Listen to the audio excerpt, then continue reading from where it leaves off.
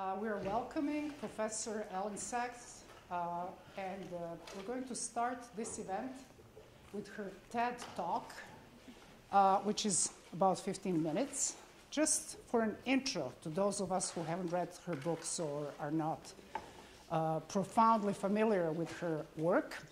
After that, Elyn will be talking to us from her office at USC, and she will be answering questions that Laura Forsythe, our school psychologist, and Sharon Manikis, who is our health services director, right? And Sally Ponce-O'Rourke, psychology teacher, and me, Svetlana Kasalovic, who is chairing this year of Myth and Reality this year, sent her way. So that will take, here is Laura. Hello, Laura. So that will take approximately half hour, and the last half hour will be interactive. So you will have a chance to ask Elyn questions. Come here, stand at this blue line, take a mic, ask the question, and Elyn will see you from her office, and she will be answering the questions. It's wherever you like. Yeah. So if we are ready, we can start with Elyn's TED Talk. Yeah, you can close the doors and we'll turn off the lights. Okay.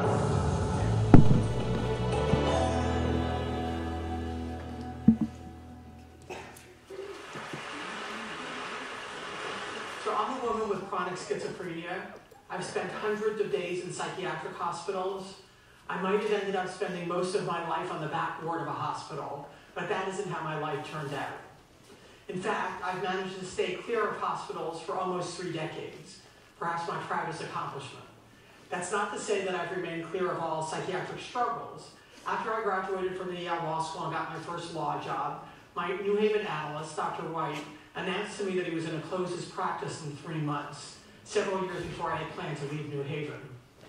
White had been enormously helpful to me, and the thought of his leaving shattered me. My best friend, Steve, sensing that something was terribly wrong, flew out to New Haven to be with me. Now I'm going to quote from some of my writings. I opened the door to my studio apartment. Steve would later tell me that for all the times he had seen me psychotic, nothing could have prepared him for what he saw that day. For a week or more, I had barely eaten. I was gaunt. I walked as though my legs were wooden. My face looked and felt like a mask. I had closed all the curtains in the apartment, so in the middle of the day, the apartment was in near total darkness. The air was fetid, the room a shambles. Steve, both a lawyer and a psychologist, has treated many patients with severe mental illness, and to this day, he'll say I was as bad as any he had ever seen. Hi, I said, and then I returned to the couch where I sat in silence for several moments. Thank you for coming, Steve. Crumbling world, word, voice. Tell the clocks to stop. Time has come. White is leaving, Steve said somberly. I'm being pushed into a grave. The situation is grave, I moan. Gravity is pulling me down.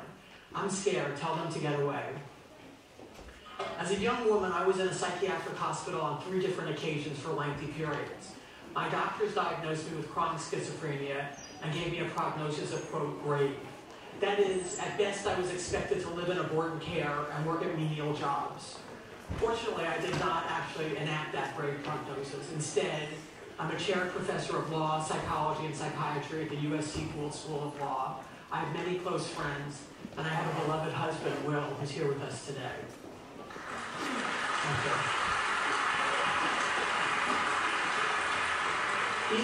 He's definitely the star of my show.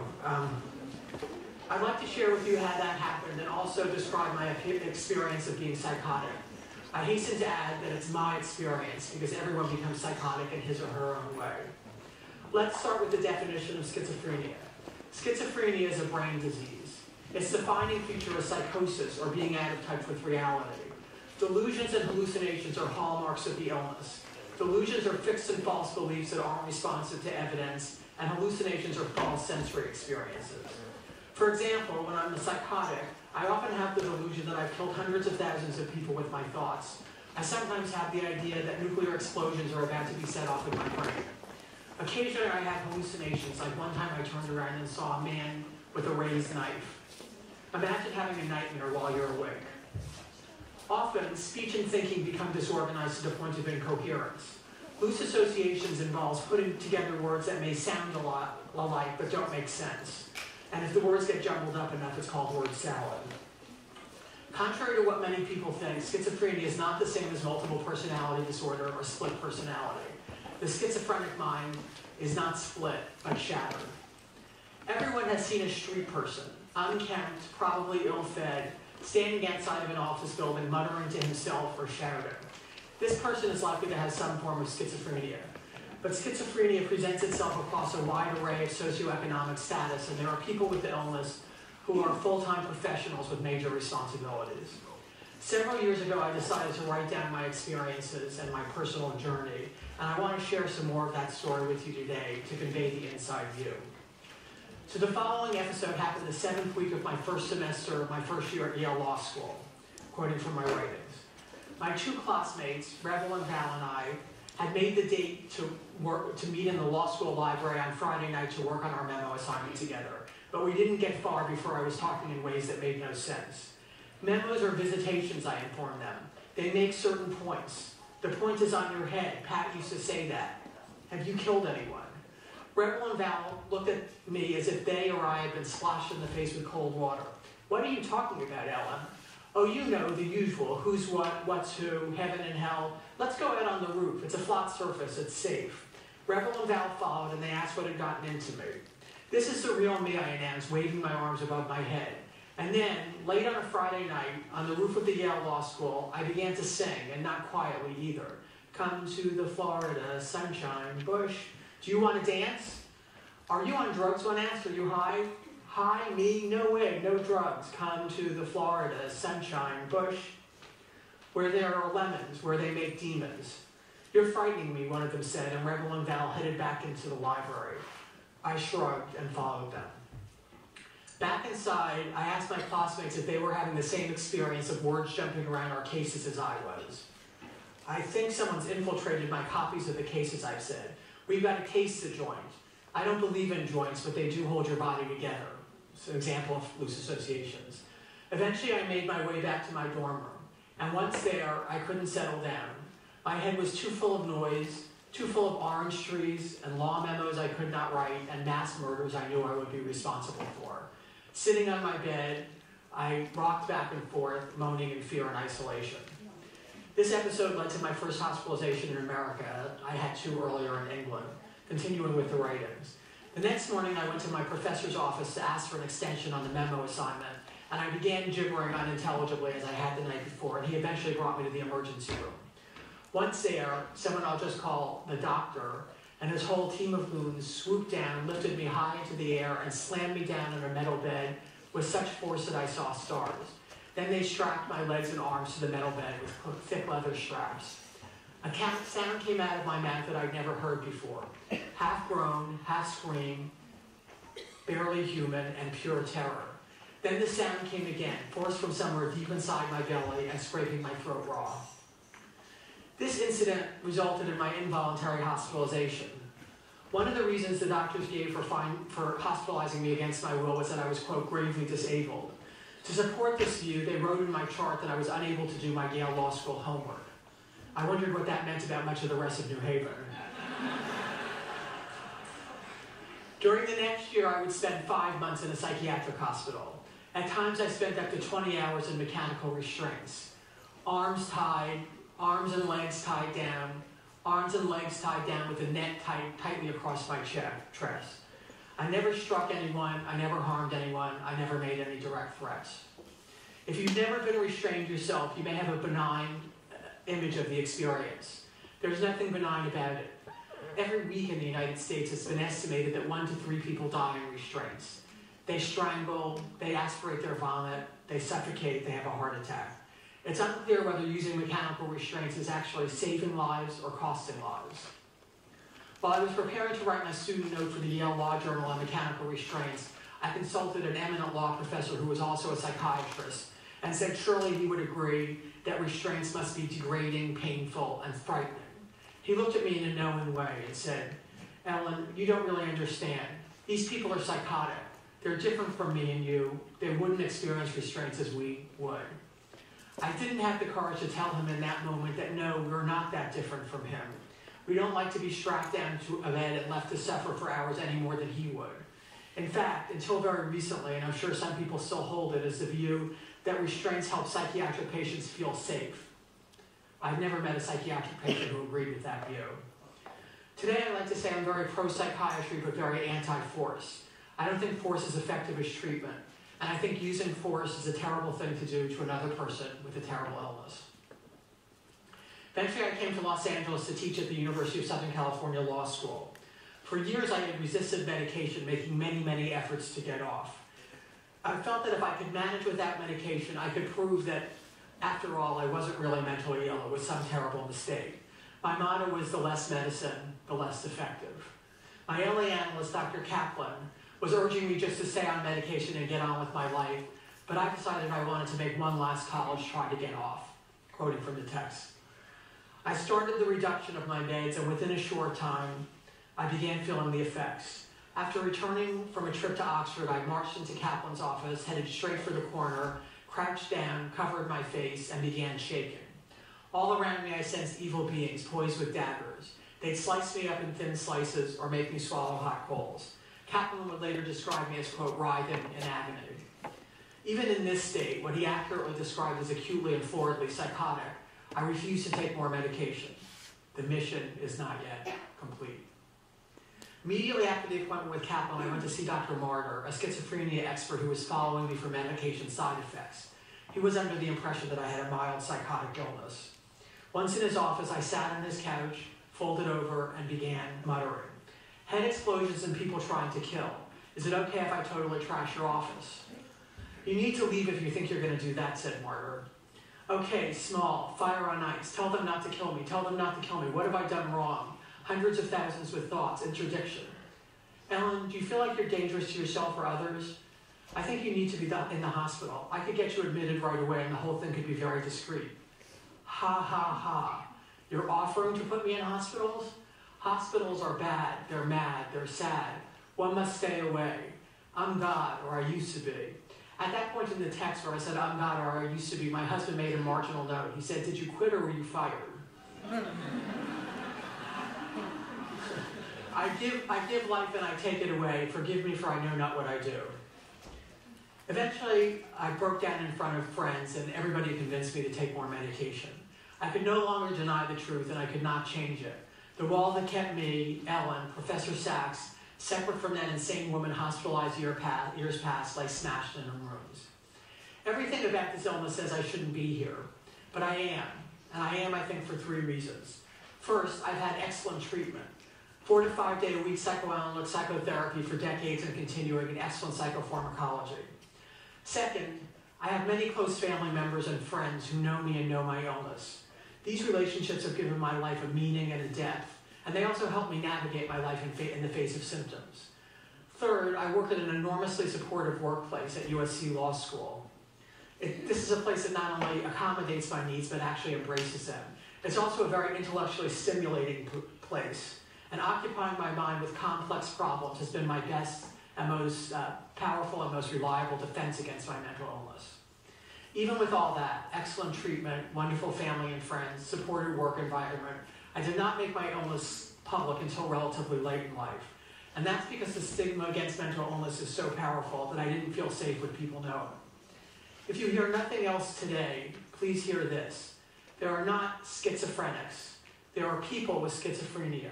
And these people may be your spouse, they may be your child, they may be your neighbor, they may be your friend, they may be your coworker. So let me share some final thoughts. We need to invest more resources into research and treatment of mental illness. The better we understand these illnesses, the better the treatments we can provide, and the better the treatments we can provide, the more we can offer people care and not have to use force. Also, we must stop criminalizing mental illness. It's a national tragedy and scandal that the LA County Jail is the biggest psychiatric facility in the United States. American prisons and jails are filled with people who suffer from severe mental illness, and many of them are there because they never received adequate treatment. I could have easily ended up there or on the streets myself. A message to the entertainment industry and to the press. On the whole, you've done a wonderful job fighting stigma and prejudice of many kinds. Please continue to let us see characters in your movies, your plays, your columns who suffer with severe mental illness. Portray them sympathetically and portray them in all the richness and depth of their experience as people and not as diagnoses. Recently, a friend posed a question. If there were a pill I could take that would instantly cure me, would I take it? The poet Rainer Maria Rilke was offered psychoanalysis. He declined, saying, "Don't take my devils away because my angels may flee too." My psychosis, on the other hand, is a waking nightmare in which my devils are so terrifying that all my angels have already fled. So would I take the pill in an instant? That said, I don't wish to be seen as regretting the life I could have had if I had not been mentally ill, nor am I asking anyone for their pity. What I rather wish to say is that the humanity we all share is more important than the mental illness we may not. What those of us who suffer with mental illness want is what everybody wants. In the words of Sigmund Freud, to work and to love. Thank you.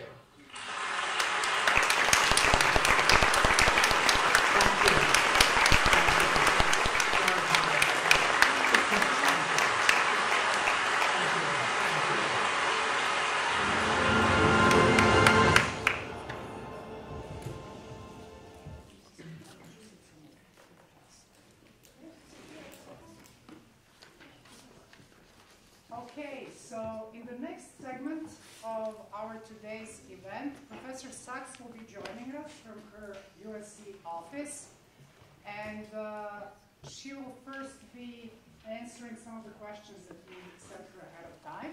And in the last segment, we will have an interactive part where everyone is welcome to come here to this blue line and ask questions. So please give a warm welcome to Professor Elyn Saks.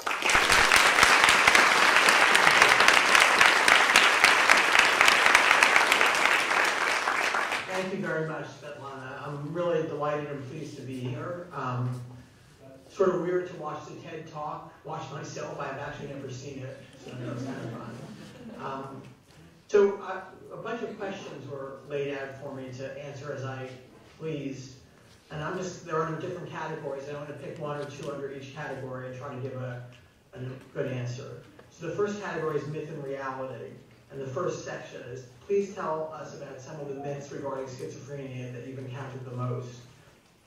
And I would say there are a few. First, as I said in the TED, there's often a confusion between schizophrenia and multiple or split personality disorder, and that they're completely different categories of disorder. One is psychosis, one is a dissociative disorder. And again, the multiple personality client's mind is split, the schizophrenic's is shattered. Second, there's a view that people with schizophrenia are extremely dangerous. That's completely not true. The percentage of violent crime committed by people with mental illness is, 2 or 3%. The most dangerous people are the substance abusers, not the people with schizophrenia. And people with schizophrenia are victimized a lot more often than other people. I think the homicide rate of people with mental health disorders is like 2 or 3 times that of the general public, or maybe even 5 times. And then the last thing is that people with schizophrenia are non-functional.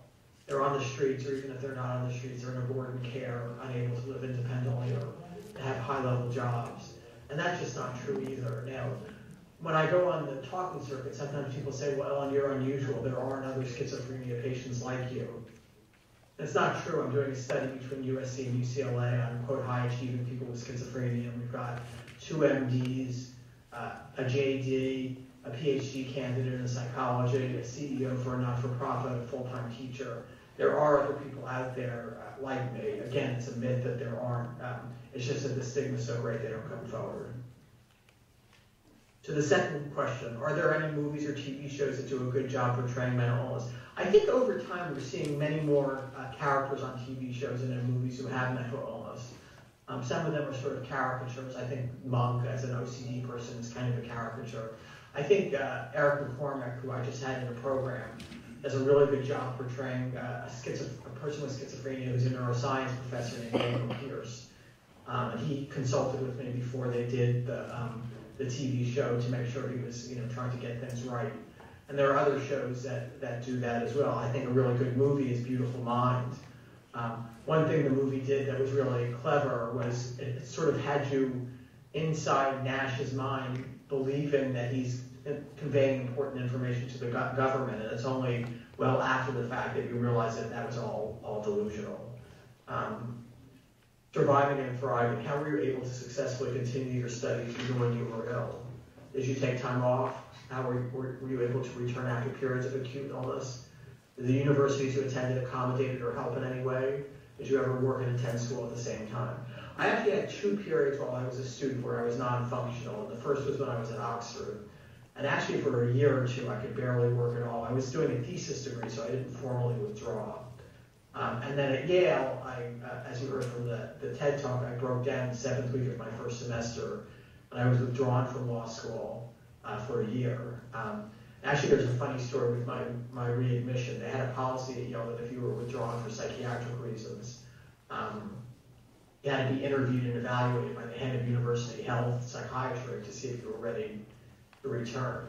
And like any good student, I looked this guy up, and I'm like, going through periodical indices and pulling books off the shelves. I mean, this is before the day of the internet. And I find an article by this guy. Students withdrawn from school for psychiatric reasons. Evaluating them for readmission. Questions you want to ask and answers you want to hear.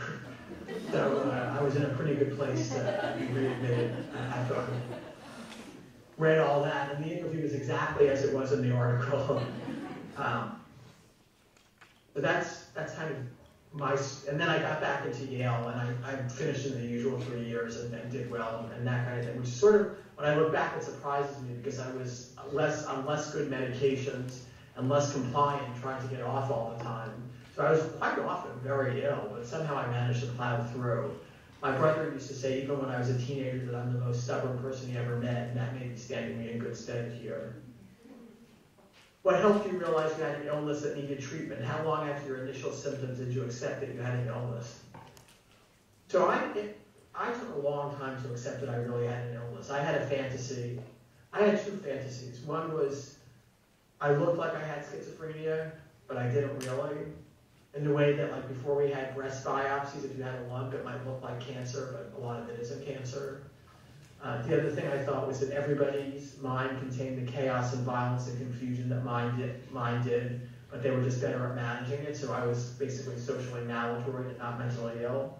And what really convinced me, and the reason I didn't accept that I had mental illness was what we call the narcissistic injury of being ill and needing medication. It just felt like a blow to my self-esteem. It was really degrading, painful, and horrible, so it must not be true. What really convinced me was getting on the new class of antipsychotics, the atypical antipsychotics, which really cleared my thinking enormously. And then I thought, well, gosh, maybe other people have the thoughts that I'm having now are not the crazy thoughts I had then, and it convinced me that it was a real illness that needed real treatment. Some students worry that they'll become dependent on psych meds and or side effects and are reluctant to take them, regardless of whether they're SSRIs, antipsychotics, mood stabilizers, stimulants, etc. What would you encourage these students to do or consider? I think for most major mental illness, a combination of medication and therapy is a treatment of choice. Except for the anti-anxiety drugs, these are not abusable drugs. There's no street market for, Risperdal. So they help you if you have the illness. They don't really do anything for you except maybe make you tired. If you don't, part of dependence is needing more and more over time. That the usual amount doesn't work anymore, and that doesn't happen with these drugs either. A lot of people don't want meds, and it took me a long time to recommend to wanting meds, and I think there are 3 reasons for that. First, they don't like the side effects. But to me, if the choice is between slobbering at night and being psychotic, I'm going to take slobbering, or gaining 20 pounds and being psychotic, I'm going to gain 20 pounds, which I did on my drugs. Maybe if I gained 100 pounds, I would feel differently. Second, people feel good, and they think they don't need the meds anymore. The way that people stop antibiotics before they should because they feel better. So you'll get off the meds and you'll relapse, and over time recognize that, you do need them. And then the third thing, and I've alluded to this already, is a narcissistic injury of having a mental illness and needing medication. It's just degrading, it's painful, and you don't want to believe it's true. And so you try to get off the medication. So again, the reasons people don't want meds. Also, I think psych patients kind of get a bad rap because I don't know if you remember from intro psych, if they still discussed the studies where the faculty, the investigator stands outside an elevator in a medical office building and counts how many people throw away their prescriptions before they get in the elevator. But nobody likes to be on meds. But I would encourage you, if you're really struggling, to give them a try. I mean, they're fairly benign for the most part, and they can just make all the difference. And you just, nobody should have to suffer, and these drugs can help with that. Communicating and helping. What suggestions do you have for how to talk with a friend who seems like they're having bizarre or crazy thoughts without getting into a debate or an argument about the validity of what they're thinking? So that's a really good question and an important question. And you guys are at the age where people start having difficulties. And I think, one thing I would want is more education at the university level about what mental health disorders look like, what the symptoms are, what you can do. And we have, sex ed and we have driver's ed and regular health ed. We should have mental health ed as well, I think. But if you see a friend who seems confused or scared or delusional, as the question says, you don't challenge them. You don't say, your beliefs are crazy or wrong. Wake up, stop doing this. Because that's just not going to get you anywhere. For me, having friends say, Elyn, it sounds like you're really scared, like you're having a really, really hard time. We're worried about you.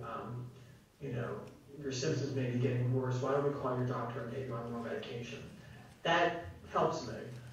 Actually, there are some funny things. Like occasionally, my friend Steve will call my doctor. And once he called him, I don't know why I knew that my doctor was going to China, but I did. He said, Dr.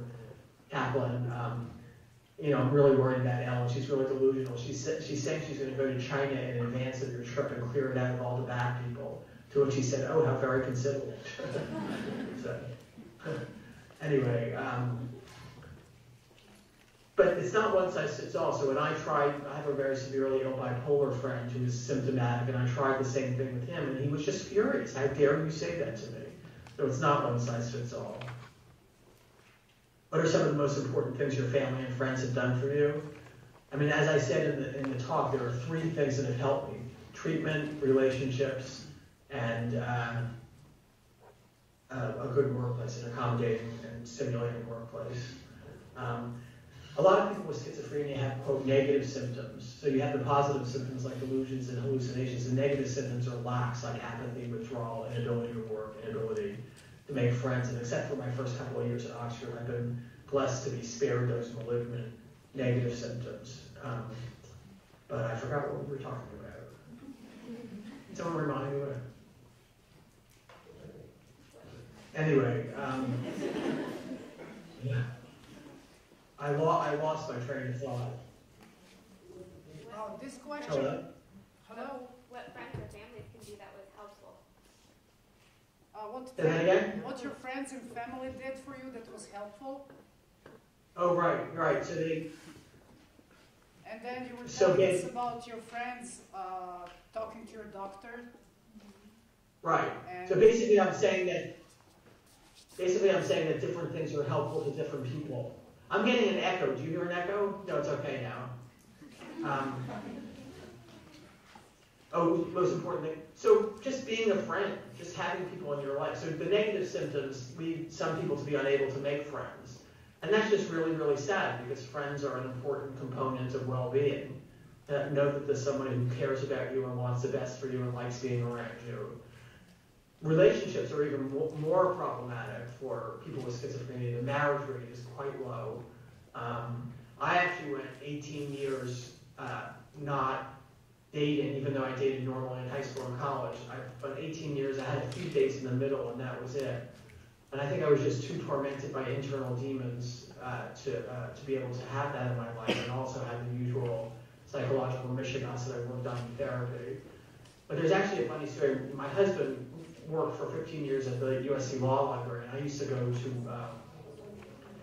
he was a weekend supervisor. I go down and try to say I needed to send a fax, and I tried to flirt with him, but it didn't really work. And after he left USC, I saw him in the hall one day and said, let's get together for lunch, so we did. And then he invited me to see the poppies in Lancaster. It was really beautiful, and I kept saying how cold it was, hinting he should put his arm around me. He never really got his head. But at the end of the day, he kissed me a long, lingering kiss goodnight, and the thought I had, and I swear to God, this is the thought that went through my head, was, this is even better than getting an article accepted. And actually, between the restaurant and going to the Poppies, Will came to my office. He had lovingly described his parrot with a feather from his parrot that he pasted on my computer. And that night I asked my friend Kenny from Vanderbilt, I'm not sure why I put it this way, because I didn't really think it happened this way, but I said, Kenny, do you think a guy who plucks a feather from his parrot and pastes it on your computer likes you? I said, I don't know, Elyn, but one thing for sure, he likes you better than he likes his bird. At that moment, he actually liked his bird better. Like legal issues. What are your thoughts about the civil rights of a person who's delusional? I mean, it's a really interesting question. I think, people who have capacity should be able to make decisions like refusing treatment, even if they're foolish or unwise, as long as they understand what the implications are. If you lack capacity, a dying others should decide for you either what you would want if competent or what your best interest is in their eyes. So if you say, I don't want to take medication because I don't like the side effects, fine. If you say, I don't want to take medication because if I do, it will cause a nuclear explosion and the world will come to an end, I would say you don't have the capacity to make that decision. So I think,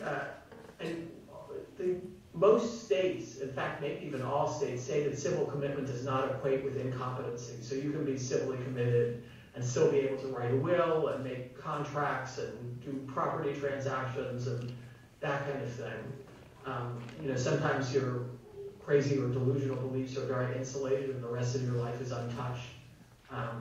But so my basic thought is, if you don't understand what's going on and what's involved in a decision, then we should not give you the civil right of being able to make your own decisions. But if you can, you should, even if we think you're making the wrong decision.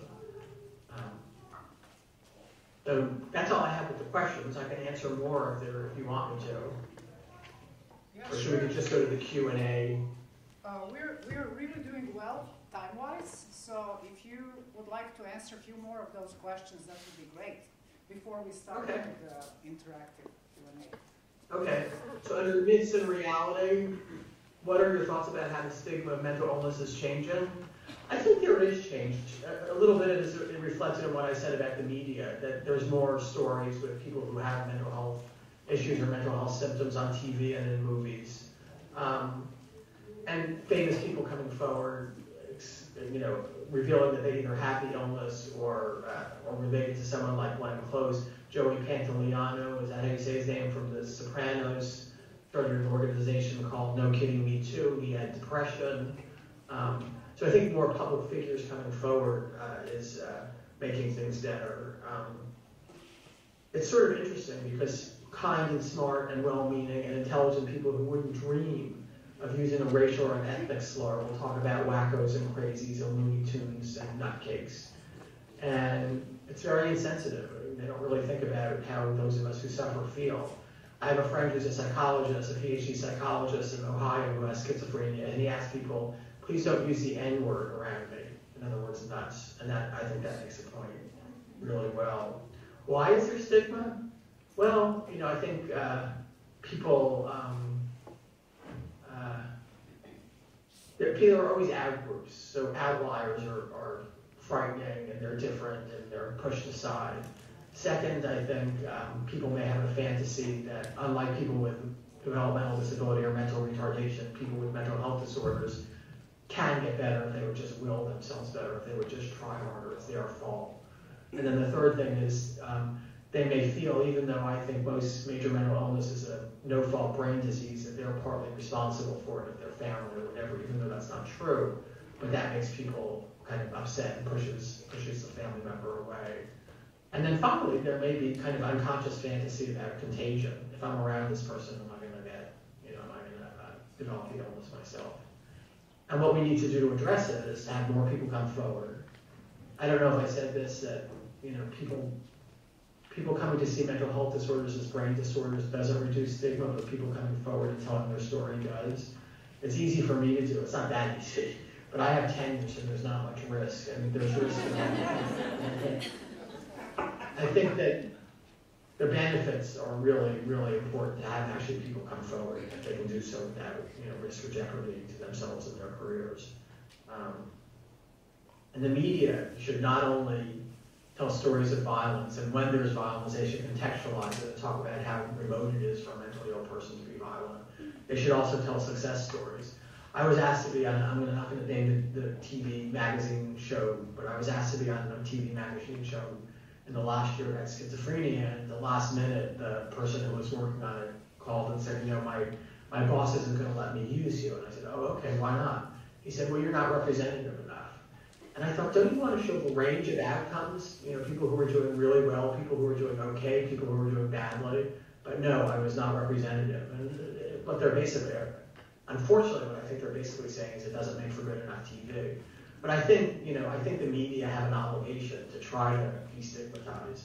And as I said, I think they're doing a pretty good job. Rosalind Carter at the Carter Institute has a mental health institute, and they honor journalists every year who've done a good job portraying mental illness in the media, and I think that's really important. Okay, let's sum up here.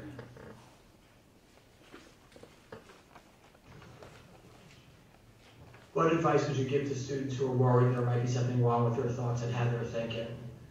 My advice would be get treatment, right? The worst part of stigma is it deters people from getting treatment. You need to get treatment to get help. Treatment is available for most disorders. It works, and it works well. The longer you wait, the harder it is to treat it. There's something called, with psychosis, length of untreated psychosis, which correlates with more brain damage down the line. So you're actually really hurting yourself by not seeking care. I think you should also, draw on and depend on friends and family. If you're lucky enough to have good relationships, people like that can really be helpful. You can confide. You can say, "I'm scared. Can you help me? Can we talk this through?" So depend on friends and family, and try to find something that you like. I guess if you're a student, you should focus on your studies. But for me, I call my mind my best friend and my worst enemy, because when I'm working, when I'm constructing an argument or a counter argument, the crazy stuff recedes to the sidelines. And if you have structure, if you have something you're focused on, it's going to be easier to kind of push aside or ignore the upsetting or scary thoughts. But the bottom line is, if you start feeling funny, go on the internet, educate yourself, but by God, go get treatment. I'm sure your college has a counseling center or referrals to places if they don't. It's just too important. Okay, what else? What advice would you give when your friends are exhibiting symptoms? And what I said earlier, try to make them feel that you understand, that you're not scared, that you know there's help and you want to get them help, and that kind of thing. If I would change the civil commitment laws, they vary widely among jurisdictions. Since O'Connor versus Donaldson, a case probably around the 60s or 70s, the standard's been, if you're mentally ill and as a result dangerous to yourself or others or gravely disabled, you can be hospitalized against your will. But different jurisdictions give different kind of timelines about when you have a right to a hearing or a right to be released. California's a very strict law, so initially 5150, you're held for 3 days. If you're still ill, if you're depressed or suicidal, another week or two. If you're dangerous to other people, it could be up to 6 months. But most people are discharged within a few days or a week. Connecticut, where I was hospitalized, and still the case, had a much longer time frame. So a physician's emergency certificate was not 3 days, but 15 days. And then you had a right to a hearing. And instead of having a right every couple of weeks or every couple of months, you don't have a right until a year passes. So it's indefinite, reviewable after a year. So there are wide differences in procedural stuff surrounding civil commitment. I wrote another book called Refusing Care, Forced Treatment, and the Rights of the Mentally Ill, and I actually suggest a 2-tier system, which is the first time someone becomes seriously psychotic, we should be able to hospitalize him or her on a lesser showing than dangerous to self or others, showing they're severely mentally ill and in need of care and help, and treat them for a reasonable amount of time to see if the treatment works. And at that point, let them make a decision whether going forward they want strict commitment criteria used or more liberalized criteria used if this happens again. My thinking is, there's a lot of literature that the thank you theory of civil commitment, that you'll commit someone, they'll be resistant in the beginning, at the end they'll say they're grateful. As it turns out, it seems that 50% are thankful. But what I suggest is just do it once, treat them once on the theory that they may be thankful, but then you can ask them whether they are or not. At that point, they will have experienced the mental illness, they would have experienced the treatment, they would have experienced forced treatment, and will be able to make a more informed choice. So I would say that. Barring that, I think another route to civil commitment, which isn't part of the current statutes, although they might try to fold it into grave disability, is if you lack capacity to appreciate the need for hospitalization, and it's clear that you do. So that's how I would change that. Going back up to communicating and helping, what might help someone feel safe. Again, just what I said, try to be supportive, try to be understanding, try to be caring. I think I've answered all the questions now, so. Very good, thank you very much. Good. Now we are hopefully coming up with some questions from the audience. And here, the way system works is whoever is asking the questions needs to walk here and stand at this blue line. Take a mic and ask the question. And then we can line here if there, yeah, you can, hi. So I was taught as a psychoanalyst, I was taught as a psychoanalyst that if I just remained quiet long enough, people would start speaking. Sure. In Kierkegaard's Sickness Unto Death, he contrasts the schizophrenic and depressive, and he describes the schizophrenic as being pulled apart by too much possibility. They're not grounded enough on reality, and they're literally being torn apart because they cannot be here and there at the same time. To what extent would you disagree or agree with this? I'm sorry.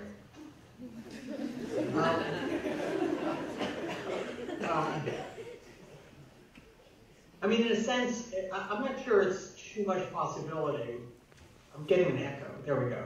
But very sensitive to stuff coming in from the outside environment, very easily overstimulated, unable to focus, unable to execute, sane and competent acts and decisions. But there's a lot of confusion. Well, and in a sense, that's too much possibility because you've got all these things going on that you can't control. If I may clarify, what he means by too much possibilities, that there's too much to investigate, too much to do, too much to try and understand, too much this and too much that, and there's too much of everything all coming in at once, and that tears the individual apart, is what he describes as it. I read Fear and Trembling and Sickness Unto Death when I was a student, and I should read it again because I didn't remember that he had this discussion of depression and schizophrenia, and I need to think about it. I mean, the way you describe it sounds very plausible, that there's something to that. I don't think it means that it's not an illness, even though it's understandable and that kind of thing. And it may be a rational response to this kind of a unique experience, but I still think it's an illness. Okay, thank you.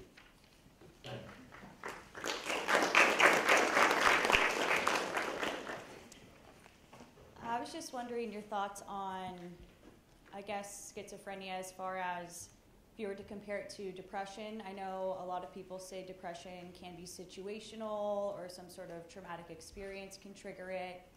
Do you think in any way the same goes for schizophrenia? Is it something that can be triggered, or do you believe it's something that you're kind of born with? And what are your thoughts on that? Okay, so that's a really good question. So everybody understands depression because everybody's been depressed at some time in their life, whether it's mild or more serious. And I don't think people understand schizophrenia as a continuum in that way, but in a sense it is. So in a sense, like the depressed person says, I'm a bad person. And it's responsive to stress. A schizophrenic episode can be triggered by stress. You also have to have a biological predisposition, I think. You have to have the illness, but if you do, I mean, stress is bad for all illnesses, cancer, heart disease, whatever. It's also bad for mental illness.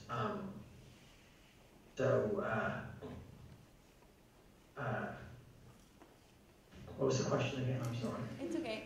Do you think it's something that can be triggered, or do you think it's something you're born with in comparison? Yeah, no. As I said, stress can trigger illness, but it's schizophrenia. But you don't just get it without having a certain kind of brain chemistry. Okay. So unlike, say, dissociative identity disorder, what used to be called multiple personality disorder, a very important component is early childhood trauma. And schizophrenia is not that way. It's not like you had a bad childhood or a traumatic childhood or whatever. But that said, as I said, stress is bad for all illnesses, so stress can kick it in. I sometimes wonder, also immigrants are much likelier to have mental illness, and I became ill when I was living in England, whether that I would have done if I had never gone to England. I probably would have, but you never really know. Yeah. Awesome. Thank you. All right.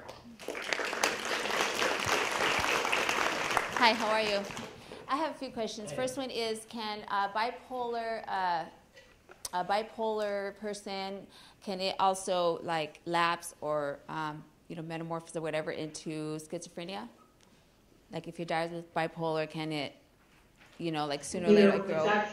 It's actually a lot of schizophrenia starts looking like some sort of depression, and that's how it started with me, and it evolves into more of a thought disorder than a mood disorder.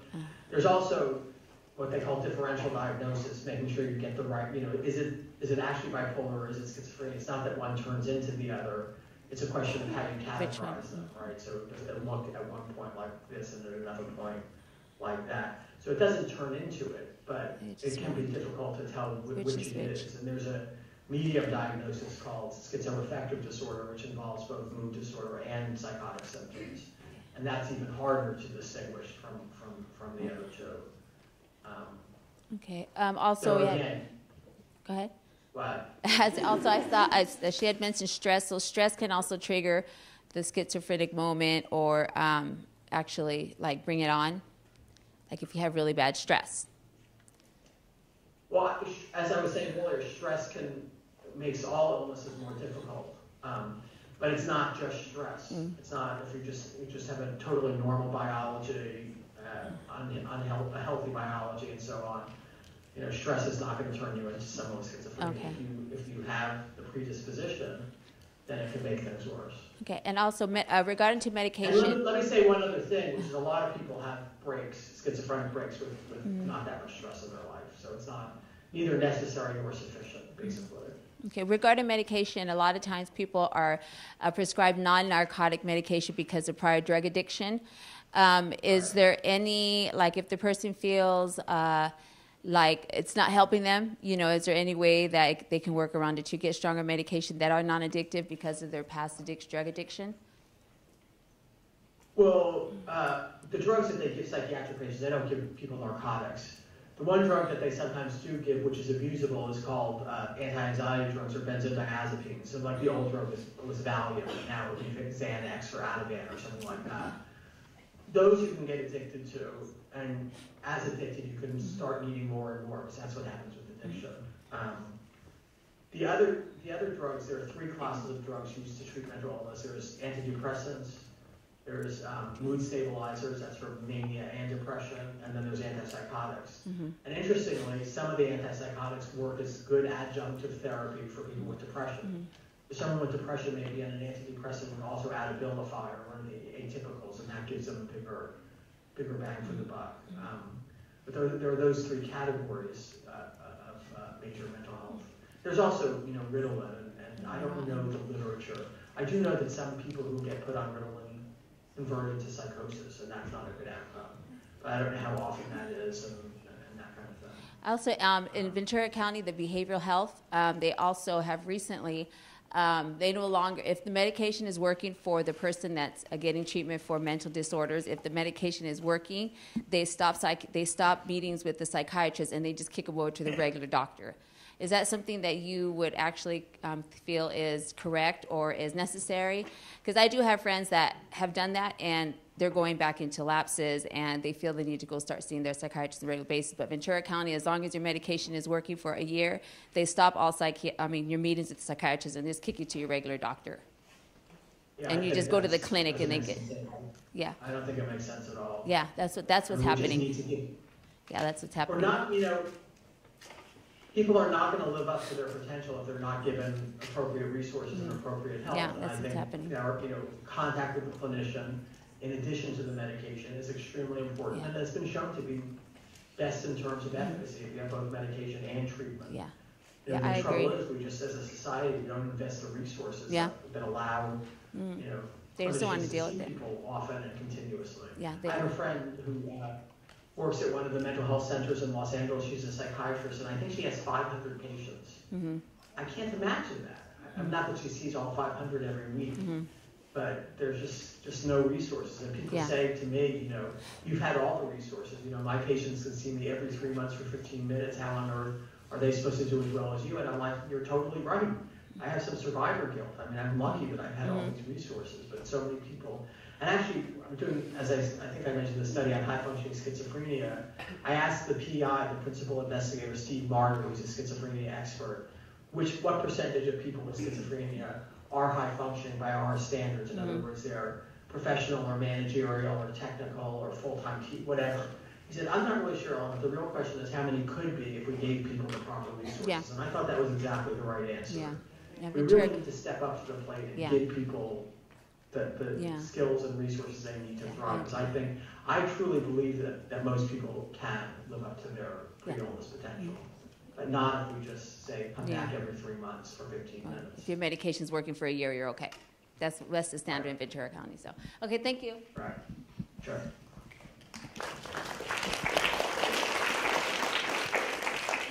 Hello. Hi. So I had a question. You mentioned that someone who suffers from schizophrenia, their mind is essentially shattered. Is that like a chemical property that explains it, or kind of what's the difference? Like, how would you explain that chemically, what's happening in the brain? Oh, chemically what's going on? Yeah. I don't know the latest theories. It seems to have something to do with dopamine, whether there's too much dopamine or too little dopamine, but nobody really, there's sort of no signature brain scan, for example, or blood test that you can do or whatever. It's just something to do with the neurotransmitters, which transmit electrical impulses from nerves to synapses. I don't know the biological science behind it. Are there different, maybe this isn't the greatest question to ask, but are there all parts of the mind working all at once when you're thinking so many thoughts at once? Are they coming from different parts of the brain in a way? I've never seen, it's a really good question, and I've never seen it studied. It's a really good hypothesis that there's, too much going on and too hard to keep track of everything and you get confused. But I don't know I don't think there's any literature at this point that says, everything lights up too much when you have schizophrenia, or what it looks like on a brain scan. Okay. They're doing studies. Is it kinds of like words that you would hear, or would you hear voices, or are they different thoughts that just come like a million miles at you? People are different. Some people, have hallucinations, which are like, you'll be sitting in a room and you'll hear someone call your name and you turn your head to see where it's coming from. It's like they're literally hearing things. And some people just have thoughts feel like they're having thoughts put in their head, so that there are voices in their head. They're not like hearing them as voices, but they're experiencing them as someone talking to them. Kind of like thoughts in a way. Like your own thoughts. Not their own thoughts. Right. Thoughts put there by other beings or whatever like that. Something like that. Myself, I've had very few auditory hallucinations. I used to have visual hallucinations at night, but not since I got on the new meds. Oh, okay. But, and auditory hallucinations are very common. It's common to have someone kind of comment on your behavior. Now she's walking down the street. She stopped at the stoplight, so there's that going on. There are voices conversing with each other, and some people get what are called command hallucinations, voices saying that you should do something bad. So those are the kind of scariest ones. Oh, Okay. Well, thank you for answering that. Sure.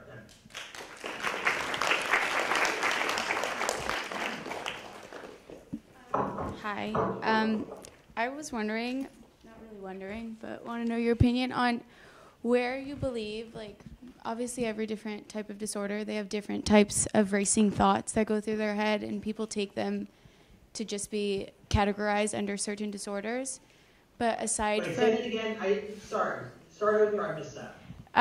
When people have, like, those racing thoughts going through their head, and generally people will just categorize them to be a certain disorder, aside from taking a test and, you know, having it on paper about what you have, what would you think, where do you think the line is drawn for people on their racing thoughts without having any scientific tests done?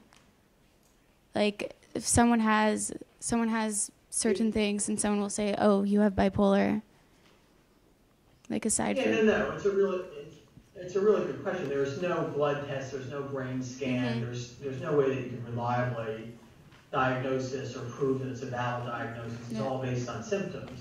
Typically, you know, having one symptom like racing thoughts, it's not going to land you with a diagnosis. Yeah. There's going to have to be a cluster of a bunch of different symptoms. You know, the tests, if there are any tests at all, are kind of question and answer, kind of survey instruments or diagnostic instruments. You know, it is the line between, you know, being okay but troubled and being mentally ill is kind of a fine line, right? Yeah. So, you know, if you have anxiety, there's anxiety and there's anxiety. And we want to make sure that the ones that we're categorizing as real illnesses and giving medication for aren't just sort of normal variation that can be taken care of just by time or whatever. But that's an important distinction that a psychiatrist would need to make, or a psychologist. Yeah. Is this? Where they okay. So and then I guess there's a stigma on it, but just separate, like, when people categorize someone with mental illness in committing a crime, so when you look at criminals and their mental illnesses, or just a criminal who did something heinous and then, I guess, for a point of their life, they didn't have something wrong with them in the way of a mental disorder, like, where do you think the fine line would be between criminals and mental disorders?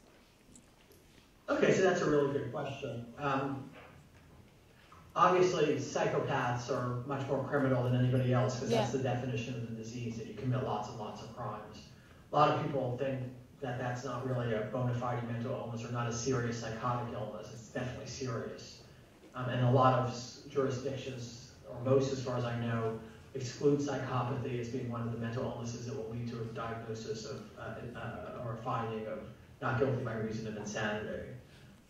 So mentally ill people, you know, do commit crimes and they end up in jail, but that's not really a good outcome. So I know a family, very good family with lots of resources. Their son committed a very inept bank robbery, and, you know, something like handing a piece of paper saying, "Give me $25," rather than twirl around. I mean, I'm making it up, but it was pretty inept. But he's not taking meds in the prison, and he denies that he's ill, and he keeps chalking up infractions, because when they say stand in line, his voices tell him to go somewhere else. Yeah. He's going to have infraction upon infraction, and he's never going to get out. So the jail and prison is a bad place for people with mental health disorders. Mental illness is most front and center with the insanity defense, right? So the standard is, if you're as a result of mental illness, you don't know the nature and quality or wrongfulness of your act, you're not guilty by reason of insanity. There are variations, but that's one of the basic tests. And a lot of people think, oh, you know, it's just people claiming insanity and they're getting away with murder and it makes things, you know, it's an easy way out. A couple of things. First, people who are found not guilty by reason of insanity end up spending as much time in confinement as people found guilty of the same crimes. But second, and this data is like 20 years old, but I think it's probably still good, the percentage of people who win a contested insanity defense is minuscule. So 1% of all criminals raise an insanity defense. 1/4 of that 1% are found not guilty by reason of insanity. And 3/4 of that 1/4 are found so by agreement with the prosecution. the percentage of people found not guilty by reason of insanity is infinitesimally small. So that perceptions that people are just using this to get away with murder are just not that well taken out of them. So do you believe that people, and someone who commits an extremely awful crime, will always have, or will not all the time have, like a clinical mental disorder? I mean, it's a good question. It doesn't how can this person commit murder and not be disturbed in some way? I mean, that's the idea. Like, if they were to see their psychologist, what would they tell them? We've said no. It's not enough. You have to also be impaired in the way that the insanity defense does. I mean, I will say, even for people who don't meet the insanity defense, the idea of executing people who have severe mental illness is just appalling to me. I mean, I don't like the death penalty at all. And it's now the case that if you have a developmental disability, you're spared the death penalty. Well, if you're severely mentally ill, you should be spared too, because by definition, you're less culpable, and by definition, people put together are people who are the most culpable. But we haven't gotten there yet as a society. There is something called competency to be executed. Under Ford versus Wainwright, if you don't understand you're about to be executed or why, then you can be spared execution until you're rendered competent again. But the question of, isn't everybody who does this troubled? That's a hard question to answer. Yeah. Thank you.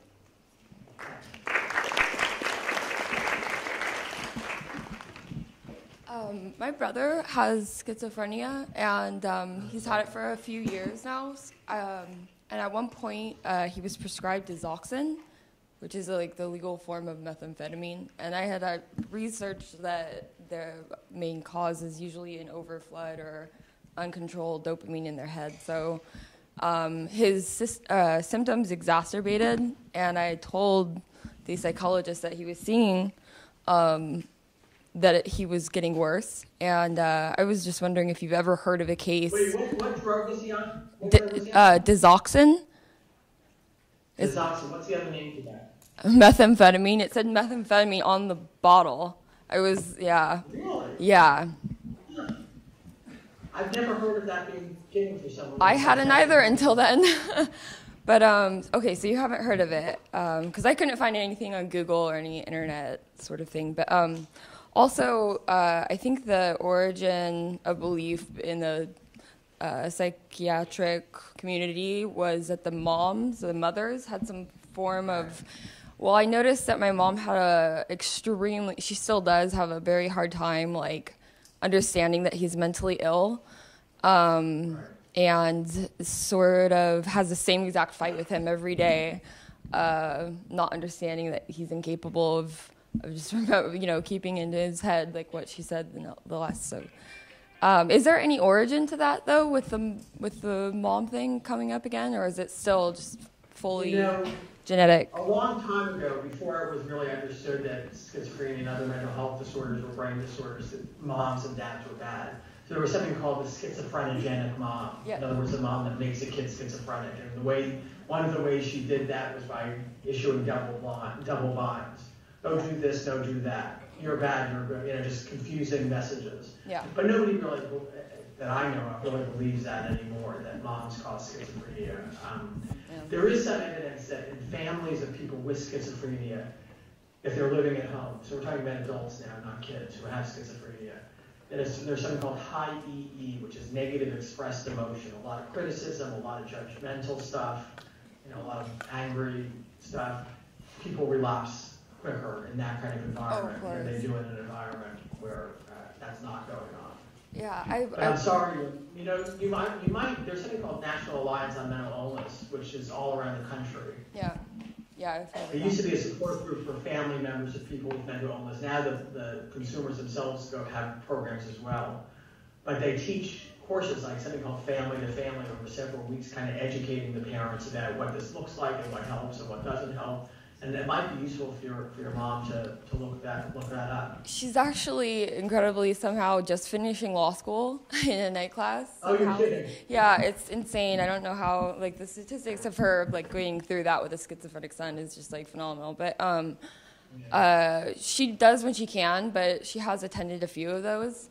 I don't know if you've heard of Robert Sapolsky. He's a Harvard lecturer. There's this video on schizophrenia where it's hard to find research that they're finding there out anywhere else, really, I guess, being conducted.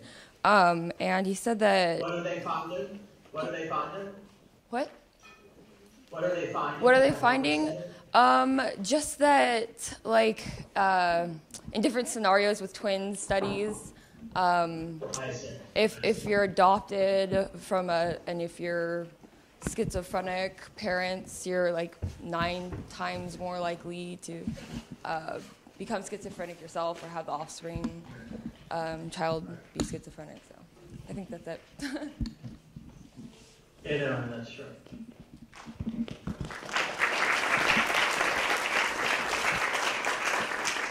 Hi. I've read some articles recently that say that researchers believe there's a link between the use of cannabis and schizophrenia, and I was wondering your opinion on that. Yeah, I've heard of those studies.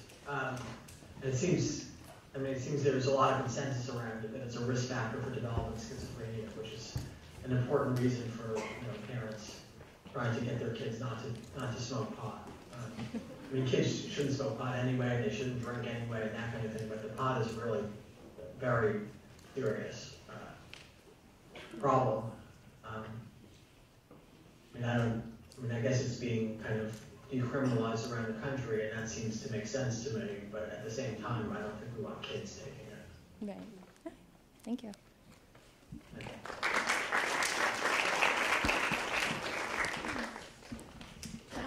Hi. So I was just wondering, is there a typical age of onset for symptoms of schizophrenia?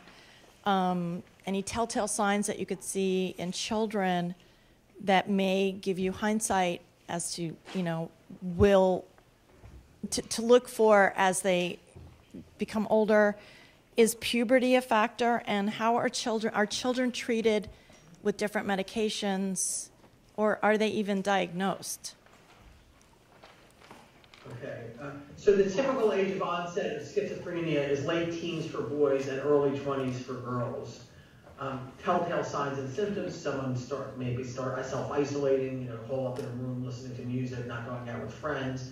Schoolwork starts to decline. They may have kind of bizarre or magical thinking, like people can read each other's minds and that kind of thing. There's a group of kids who are prodromal, and in the prodromal period of what might turn into schizophrenia, and there's a research diagnosis in the Diagnostic and Statistical Manual called something like attenuated psychotic disorder. And they're kids who look like they might, within a year or two convert into full-blown psychosis. And the thing is, though, only about a third of them will. So the real challenge is, do we want to medicate them all for the sake of sparing the third a worse outcome, if it is a worse outcome? But that means that we're going to be medicating 2/3 of the people who would never have gone on to develop psychosis and are undergoing the risks and costs of the medication. But it's a really difficult ethical problem, I think. And it's a personal decision for kids and their families. If it were my child or my sibling, knowing what I know about the illness and about how it feels and how medication can help, I would give the kid the medication. But I can certainly understand parents taking a completely different view about that. Okay. But it's a challenging issue. Yeah, that's hard. As a parent, the awkward thing is that as a parent, some of the early stuff just looks like, kids who are being kids. And it's sometimes hard to distinguish when it's really serious enough to worry and when it's just, being antisocial in the sense of staying in your room because, you're annoyed with your friends or whatever. Right. Isn't that what teenagers do anyway? They just sort of. Yeah, exactly. They just sort of hibernate into their rooms. But I was interested more in even younger children. There's no. There's a young girl here in LA named Janny Schofield who was diagnosed when she was 5 or 6, and I actually met her. Oh. It's harder to diagnose. It's very rare. I'm not saying she does or doesn't have it. I assume she has it. I have a friend with bipolar illness named Tara Cheney who wrote a book called Manic, which was a bestseller, and then she also wrote a book called The Dark Side of Innocence: Growing Up Bipolar. I hate the title, but And basically, she describes her childhood with bipolar illness. There's a lot of controversy about whether there are bipolar children, but she made her first suicide attempt when she was 5 years old. I mean, that's kind of stunning, a 5-year-old making a suicide attempt. So I do believe kids can be seriously mentally ill. It's just a lot harder to diagnose them and, and figure out what to do. Okay. All right. Thank you.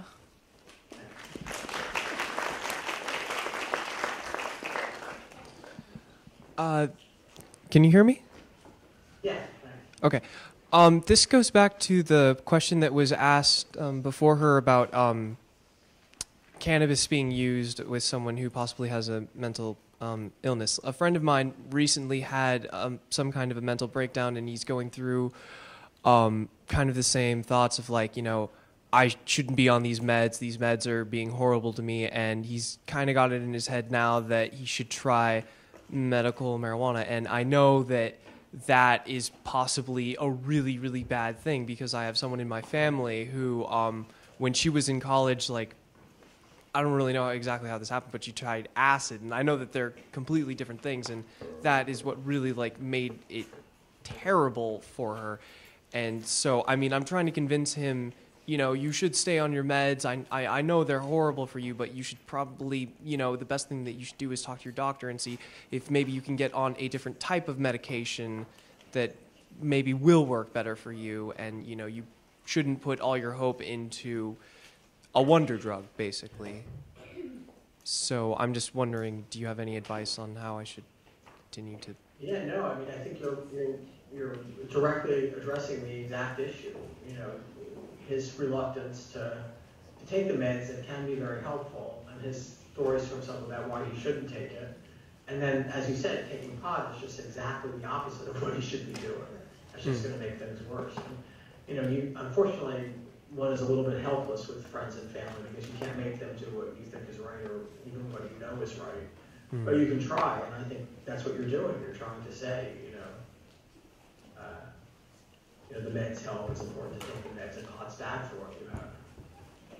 Okay. I don't really, Yeah, I mean, I don't even know what his diagnosis is because I don't even know if his parents do or not. I mean, so, I mean, I'm just trying to say, like, even though prescription medications suck, you probably shouldn't do this because it's way more of a gamble than, just eventually finding something that does work for you. So absolutely. And maybe encourage him to read studies that talk about how well these things work and how much a greater chance of relapse there will be if you don't take them and stuff like that.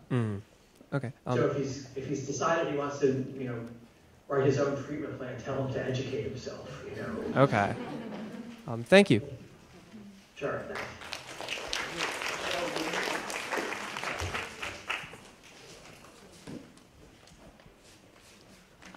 Hi, thank you for doing this.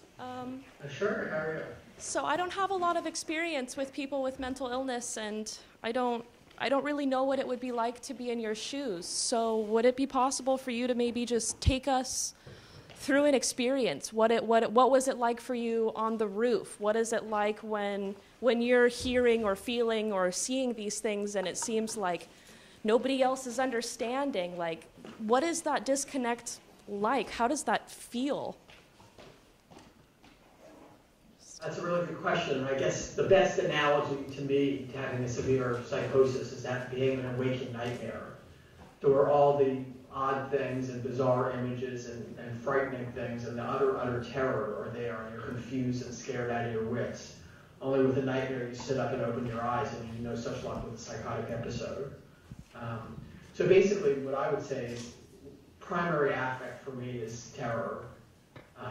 In fact, lately, in the last year, I've been having more just like ordinary anxiety, which I never used to have before. And I kid with my therapist that I've gone from terror and confusion to anxiety. I must be getting better. But so terror and confusion. I've been able to make my way in the professional world because I've always known that what I'm thinking would be thought to be crazy, even though I believe I have a special premium on the truth. but I know that other people will think it's crazy, so I don't say it out loud because I don't want to be thought crazy. Okay. And if I feel like I can't not say it out loud, then I go home and I just don't associate with people. All right. So because of that kind of social judgment, I'm able to kind of make my way through a professional world as a student and a professor and that kind of thing. So I don't know if that answers the question. Yeah. I really am curious, like bodily feelings, like do you feel like, is it in, like, do you feel nervous in your stomach? Like, do you get butterflies? Do you feel tingly? Like, I just really physical sensations. People who experience that kind of thing, or people who have panic disorders, their heart starts beating faster, they get lightheaded, they're scared, they're having a heart attack or dying. I don't really have physical symptoms when I'm symptomatic, but I do sometimes feel like my head is hot on the inside and it explodes. I have a lot of kind of psychic pain in my head, so to speak, but no kind of rapid heartbeat or, sweaty hands or whatever. It's all in my head, so to speak. Wow. Okay, that's exactly what I wanted to know. Thank you. Okay. Hi, Professor Saks. I'm Laura Forsyth, the counseling psychologist here at the Moore Park Health Center. And I just have to tell you how deep our appreciation is for you sharing your time with us and helping us have this conversation. So, I'm really delighted that you want to have it. Thanks. We appreciate that, too. So, the thing that you said something talking about your own experience that I would love to know a lot more about, because I encounter it in the students that I work with every day.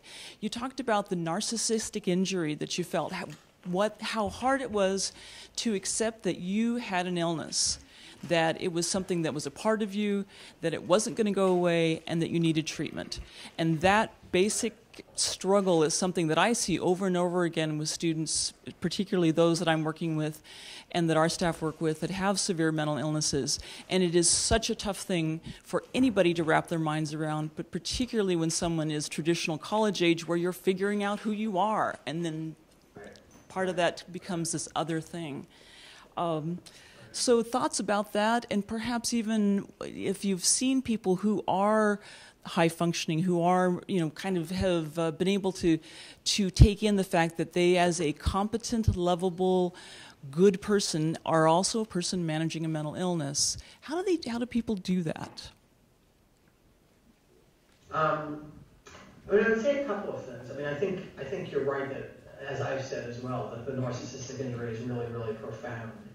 And it's striking how much that's the case with mental health disorders versus physical disorders, although people with physical illnesses also feel lesser and damaged and that kind of thing. But, there's a fantasy with mental illness that, it's different from physical illness. And part of that is based on the belief that when someone has a mental illness, they're like not a whole person. And nobody would say someone with a broken leg is not a whole person, but they do that with mental. Right, it's invisible. It's that invisible I'd say a couple of other things, which is there's a lot of denial. I think the status with schizophrenia, 50% deny they're ill, at least at some point in their illness. But, maybe it's okay. You would think, well, it's not okay because they won't get care if they don't think they're ill. But they're coming to you, so they want treatment, they want help. And you can always say things like, well, are some of them forced to come to you? No, people are coming of their own volition, and keeping somebody engaged in the process is really part of the real challenge. If someone doesn't think that they have an issue, coming to talk to me is a tough thing to do. Right. Well, with meds, I think you could say, you don't think you have a mental illness, but actually this medication helps with restlessness and sleeplessness, and you've been complaining about those. Why not give it a try? That's, you can't. You can say that about therapy as well, yeah. Right? Mm-hmm. Give it a shot. You've come, because you're struggling or having a hard time. Let's try this together. In other words, you don't have to get them to. Well, I guess you have to get them to admit that something's wrong that they want to change, but they don't have to put the label mental illness on it. And it may actually be forcing a humiliation on a person to make them say those words out loud, and that's okay at that point in their illness. They may not be able to hear it. Thanks, I appreciate that, because that's a lot of how we approach it. Just let's be practical. What do you need to do? Where's the problem? Let's see what's worthwhile trying, and try to just set aside the issue of the label for at least as long as you can. Right. I think that's it. So when the people that you know who have brought this together, you know, who do have to accept it, who kind of have done what you've done, which is, okay, I'm a person with an illness, and I am a person who's a really competent, lovable person. How do people get there? Yeah, that's a really good question, because you feel so defective. And for me, it's just been a lot of therapy, a lot of talking about the feelings and the thoughts and exploring and, you know, connecting with friends. And, you know, it's been a long, hard process, and I don't really have a kind of menu or prescription of how you go about doing it, but I think it's been one of the things that's, you know, a big part of my journey with the illness is working through all those issues. Thanks. Thank you very, very much. I think we've got a couple more people. How are we doing? Okay, so 2 more people, 10 more minutes. Any burning issues? There you go. So I just wanted to ask a couple of questions. How much of the population do you think have schizophrenia? So actually that's an easy one. It's 1%. And how do you think people can become more aware of mental illnesses? Because I feel like the society and most of the people today don't know. I actually think we should I think I mentioned earlier, just do a much better job of educating people, especially college-age people who are the prime age for having trouble, what it looks like, what some of the early warning signs are, what some of the scary signs are, what can you do if you start feeling this way, what can you say to friends? I mean, I think it should be, you know, part of orientation, that there should be a program where people talk about their illness, and maybe someone, you know, maybe an hour discussing the, you know, 4 or 8 most important diagnoses, and then have some students tell their stories and to try to normalize it. Hey, I'm like you, but I have an illness and it's okay. But I think that, you know, could make a difference. Yeah, I agree. And I also have another question. Do you think they'll ever come up with a cure, like a serious cure for this, or what's the closest cure to this, like besides therapy? You know, just the best drug is called clozapine, but it's really cumbersome to use, and then some kind of psychosocial treatment, which for me, I do psychodynamic treatment, those two together. It's hard to think that with all the technology and medications that we can't figure a cure for it. I completely agree. But the brain is a very complicated instrument. It's very complicated and hard to understand. Mm-hmm. We're just at the very beginning stages of, you know, this part of the brain affects emotion, and this part affects executive function, and doing fMRIs and this and that, but we're far from having any kind of real understanding. Yeah, I agree. And what made you have the courage to do the TED Talk? Well, I had written a book, you know, a few years earlier, so I was already out there. It wasn't, you know, my story wasn't hidden. And, you know, I just got the invitation to do it, and I thought, you know, what a great opportunity, because a lot of people watch TED. I think I have over 2 million hits on the TED, if you can believe it. But yeah. So it's one way of getting the word out, if I can put it that way. Mm-hmm. Well, I just wanted to say thank you for the opportunity, and thank you for coming out here, because I'm sure we all, like, I've never really known much about this, so thank you for educating me.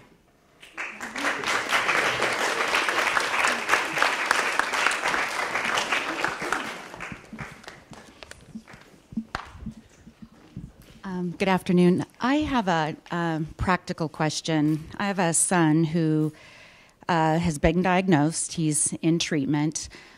He's getting ready to apply to colleges. Now, as an academic, I'm wondering if this is something he should be admitting that he is struggling with on his college applications. So it's a very good question. I often get that from college students now who are applying to law school and medical school.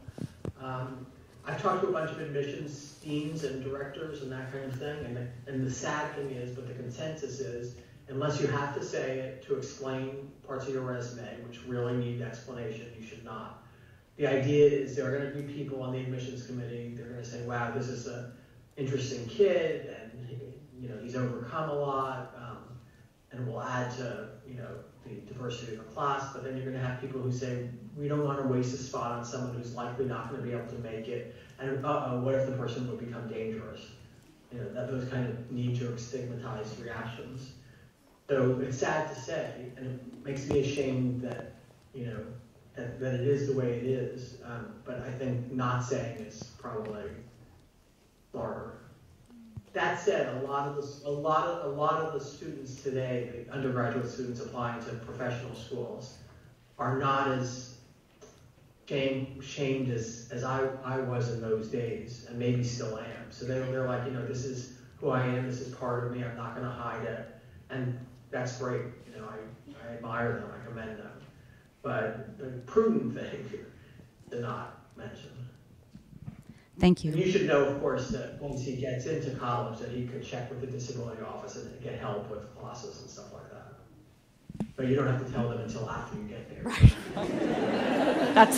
That's my advice to my son. So I really appreciate it. Okay, Thank you. good. Thank you very much.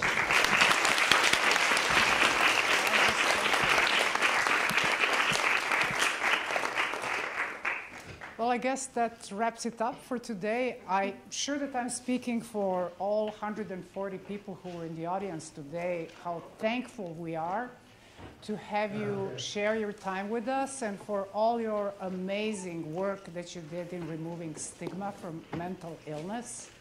And we're so honored that we have you here with us. Thank you so much.